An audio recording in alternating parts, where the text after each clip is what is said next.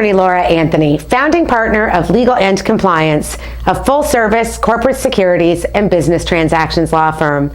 Today is the continuation in a LawCast series talking about the NASDAQ listing requirements.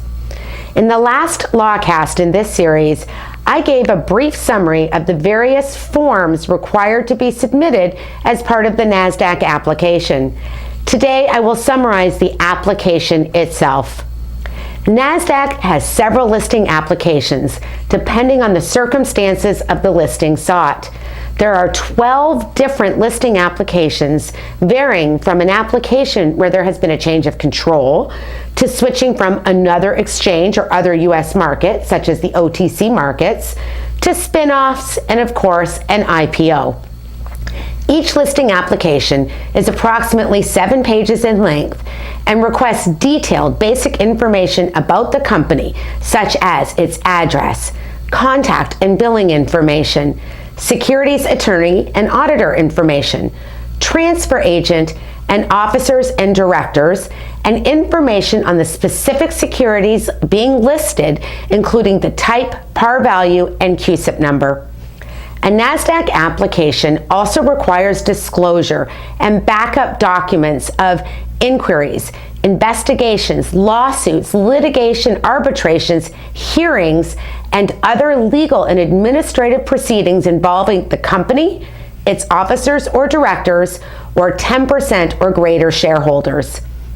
Related to the company, the application requires disclosure of any proceedings in the prior 10 years that were initiated by any regulatory, civil, or criminal agency, which are material to the company and were asserted under state or federal securities, banking, insurance, tax, or bankruptcy laws, or which are material to the company and allege fraud, deceit, or misrepresentation.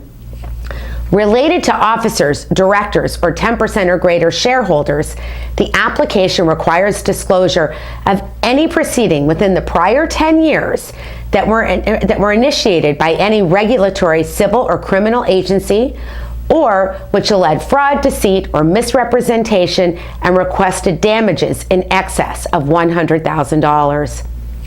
Disclosure is required as to any and all matters that fall within the categories requested, including where the inquiring party would not have jurisdiction to pursue a claim. For example, inquiries by FINRA's Office of Fraud Detection and Market Actions related to the trading activity and press releases of a company, although usually benign, must be disclosed. The application includes questions designed to ensure compliance with the seasoning rules. Moreover, all private offerings, including bridge financings and Regulation S offerings that are contemplated or have been consummated within the prior 6 months, must be disclosed.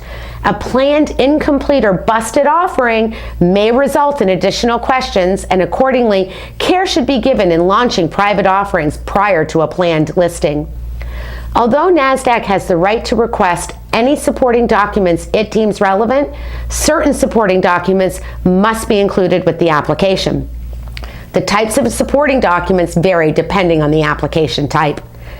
An application for an uplisting from an existing U.S. market, such as the OTC Markets, must include letters from 3 market makers confirming their agreement to make a market in the subject securities upon acceptance of a NASDAQ listing, any regulatory correspondence over the past 12 months, and shareholder confirmation documents.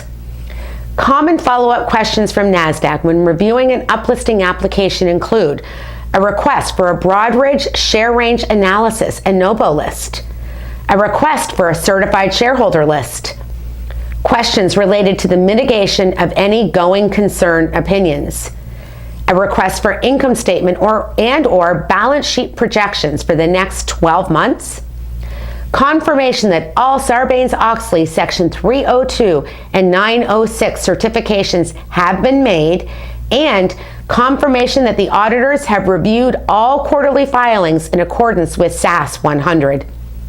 I'm securities attorney Laura Anthony, founding partner of Legal and Compliance and producer of LawCast. Should you have any questions about today's topic, please visit securitieslawblog.com and lawcast.com or contact me directly. Inquiries of a technical nature are always encouraged.